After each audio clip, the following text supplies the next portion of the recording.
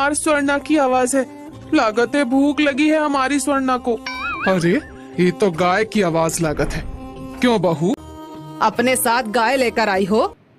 करुणा और विद्या माँ जी के पैर छूती है और उन्हें आशीर्वाद लेती है और कहती है कि हमारे पिता के पास देने को ज़्यादा दहेज नहीं था तो उन्होंने हमें गाय ही दे दी है, तो यही हमारा दहेज है। सभी लोग जोर जोर से हंसने लगते हैं और रमा देवी के तो माथे पर सिकंत आ जाती है। वह सभी बहुओं को अंदर ले जाती है और उनके रस्में करवा के उन्हें अपने अपने कमरे में भेज देती है। अगले दिन तीनों मॉडर्न बहुएं कहती हैं कि उनके कमरे में एसी लगवाएं। बिजली का कनेक्शन भी उनके कमरे में अच्छे से नहीं है तो वो भी करवा दीजिएगा माँ जी। अगले दिन तीनों नाइटी पहन के हॉल में आ जाती हैं। तीनों खड़ी होकर बातें कर रही थी कि ये गोबर की बदबू कहाँ से आ रही है। सारे घर में बदबू ही बदबू फैल गई है, मेरे तो सर में दर्द हो रहा है। तभी करुणा और विद्या अपने हाथों में एक एक गिलास दूध का लिए उनके पास आती हैं और कहती हैं कि ये लो हमारी गाय का दूध है, इसे पियोगी तो सेहत बन जाएगी। तो भी वह कहती है कि ये गोबर की बदबू कहाँ से आ रही है। तो करुणा और विद्या कहती है कि हम दोनों गोमूत्र से नहाते हैं। तीनों बहुएं उल्टियाँ गिरने लगती हैं और तभी सास आती है और कहती है कि वह करुणा और विद्या को समझा देगी और तुम्हारे कमरे में एसी का इंतजाम भी हो गया है। तभी बड़ी बहू रेखा उनके पास जाती है और कहती है कि मेरे पिताजी ने मुझे इतनी बड़ी गाड़ी दी है, मैं आपको घुमाना चाहती हूँ।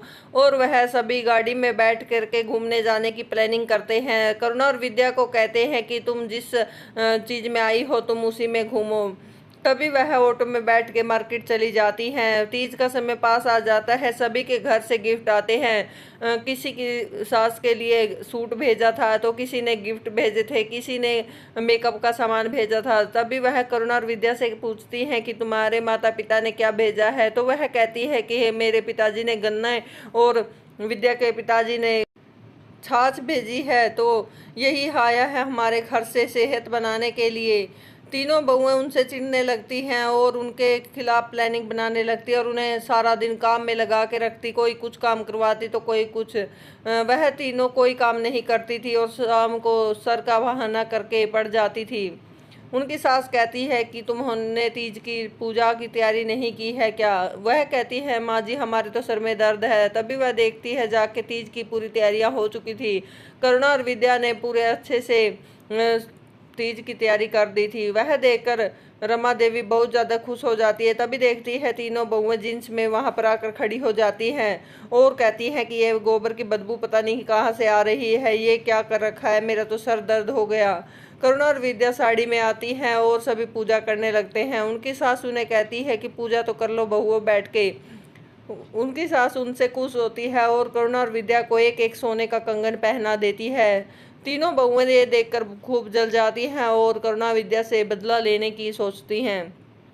वह अगले दिन कहती हैं कि माँ जी करुणा विद्या का काम हम करेंगे और जो काम हम करते हैं वह आज से करुणा विद्या को करना होगा। हम भी देखते हैं गाय का दूध निकालना और गो उपले बनाना और घर को लीपना कौन सा बड़ा काम है।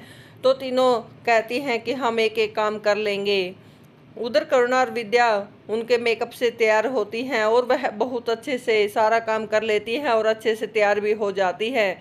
लेकिन उधर तीनों बहुओं की हवा टाइट हो चुकी थी। दूध भी नहीं निकाला जा रहा था। उनको समझ में आ गया था कि उन्होंने कितनी बड़ी गलती कर दी है, क्योंकि गोबर से तो उन्हें ऐसे ही बदबू आती है तो हाथ तो कैसे ही लगाएंगी। सभी ऐसे मना कर देती हैं और चिल्ला के बोलती हैं कि माँ जी आज से हम उनसे ईर्ष्या नहीं करेंगे और कभी भी मुकाबला करने की कोशिश नहीं करेंगे, क्योंकि विद्या और करुणा का काम हम नहीं कर सकते हैं। सभी को समझ में आ जाता है और उनकी सास भी कहती है अब से उनसे जलना मत और उनसे कंपटीशन तो करना ही मत, क्योंकि वह सारे काम कर सकती है। उनको समझ में आ गया था। अब पांचों बहुएं बहुत अच्छे से रहती हैं और घर में खुशियों का माहौल था।